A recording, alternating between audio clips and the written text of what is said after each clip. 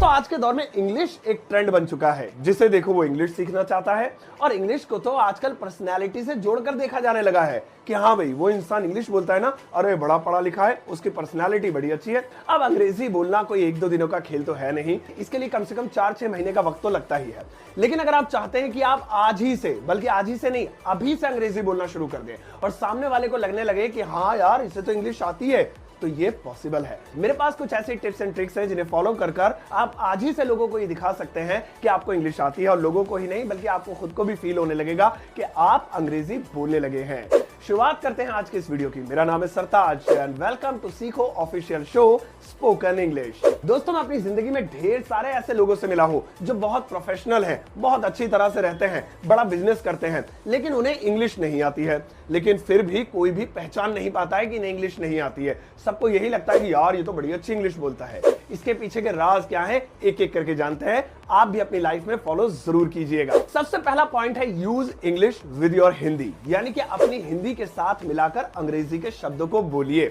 जब भी आप अंग्रेजी सीखना शुरू करते हैं तो आप क्या करते हैं, बड़े बड़े सेंटेंसेस बनाने की कोशिश करते हैं, लगातार बोलने की कोशिश करते हैं। आपको लगता है कि मैं किसी टॉपिक पर 15 मिनट तक इंग्लिश में बोल दूं। ये पॉसिबल नहीं है। ये तो प्रकृति के नियमों के भी खिलाफ है, क्योंकि जब एक छोटा बच्चा होता है वो भी पूरे पूरे सेंटेंसेस नहीं बोल पाता है, छोटे छोटे वर्ड्स बोलना सीखता है। बिल्कुल ऐसे ही आपको करना है। अपनी मातृभाषा हिंदी, गुजराती, मराठी, बंगाली या जो भी हो उसके साथ मिलाकर अंग्रेजी के शब्दों को बोलिए।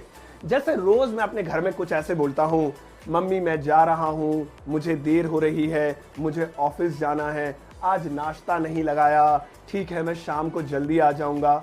अब ये तो हुई मेरी नॉर्मल बातचीत, लेकिन अगर मैं चाहूं तो इसमें थोड़े से अंग्रेजी के शब्दों को जोड़कर कुछ ऐसा दिखा सकता हूं कि मुझे बहुत अच्छी इंग्लिश आती है। तो मैं कुछ ऐसे बोल सकता हूं, मम्मी मेरे को लेट हो रहा है, ब्रेकफास्ट अभी तक रेडी क्यों नहीं हुआ, मेरी ट्रेन मिस हो जाएगी, मुझे शाम को जल्दी निकलना है, ऑफिस से आज मेरा लीव नहीं होगा।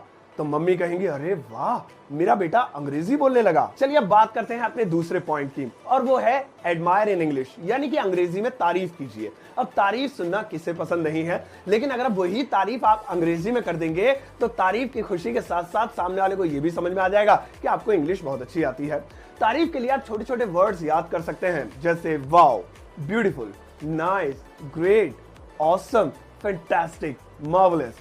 ये सारे शब्द आपको गूगल पर भी मिल जाएंगे, नहीं तो मैं ढेर सारी ऐसी वीडियोस बनाता हूं जिनमें ऐसे कमाल कमाल के वर्ड्स और वोकैबुलरी आपके लिए लाता रहता हूं, तो इसलिए मुझे फॉलो जरूर करते रहिएगा। चलिए अब बात करते हैं हमारे तीसरे पॉइंट की। ये पॉइंट थोड़ा खास है। इस पॉइंट का नाम है डोंट यूज यस और नो, यानी कि यस और नो का इस्तेमाल मत कीजिए। अब आप कहेंगे अरे अरे सर यस और नो ये तो अंग्रेजी के ही वर्ड्स हैं, आप कह रहे हैं कि इनका इस्तेमाल ना करें। जी हाँ, असल में यस और नो को लेकर इंडिया में एक धारणा बन चुकी है।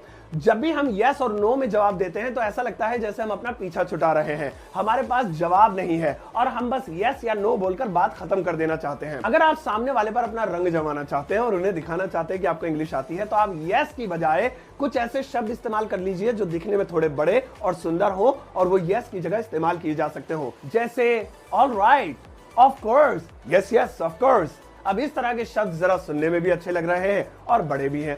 ऐसे ही आप नो की जगह बोल सकते हैं not at all, no never. चलिए बात करते हैं चौथे पॉइंट की, और इसका नाम है स्टार्ट फर्स्ट, यानी कि पहले आप शुरुआत कीजिए।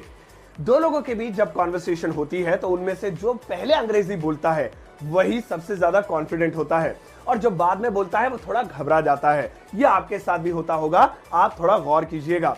अगली बार जब भी आप किसी से मिलें और आपको लगता है कि हमारे बीच इंग्लिश में कॉन्वर्सेशन होगी, तो सबसे पहले आप ही कोई इंग्लिश का वर्ड बोल दीजिएगा। आप शुरुआत में कह सकते हैं hello, how are you doing, hi, what's up. कुछ ऐसे छोटे छोटे शब्द जिनसे कॉन्वर्सेशन स्टार्ट की जा सकती है। अब अंत में बात करते हैं पॉइंट नंबर 5 की, और इसका नाम है एक्सप्रेशंस, यानी कि हाव भाव।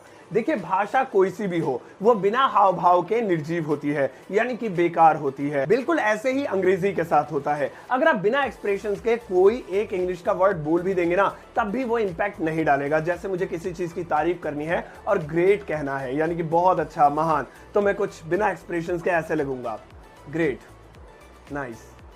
अब मैं इसी चीज को कुछ ऐसे भी कह सकता हूं, great, nice, wow, amazing, super. बिल्कुल ऐसे ही जब भी आप किसी से इंग्लिश में बात करें, भले ही एक आध शब्द बोल रहे हैं या छोटा मोटा सेंटेंस बोल रहे हैं, तो अपने हाथों का, चेहरे का, आंखों का, इनका इस्तेमाल कीजिए और इनके जरिए अपने शब्दों को, अपने सेंटेंसेस को पावरफुल बनाइए। तो दोस्तों ये कुछ टिप्स है जिनके जरिए आप आज ही से फील कर सकते हैं कि आपको इंग्लिश बोलना आती है। और याद रखिएगा, अंग्रेजी मुश्किल भाषा नहीं है। जैसे कि मैंने वीडियो के शुरू में ही कहा था कि इसे सीखने के लिए सिर्फ 4 से 6 महीने का वक्त लगता है, तो इसलिए डरने की जरूरत नहीं है। शुरुआत आज ही से कीजिए और इन सभी टिप्स को फॉलो कीजिए। अब मुझे जरूरत है आपके फीडबैक की। मेरी वीडियोस आपको कैसी लगती हैं, अपना फीडबैक जरूर दीजिएगा। ऐसे ही फॉलो करते रहिए। तब तक के लिए अपना ध्यान रखिएगा।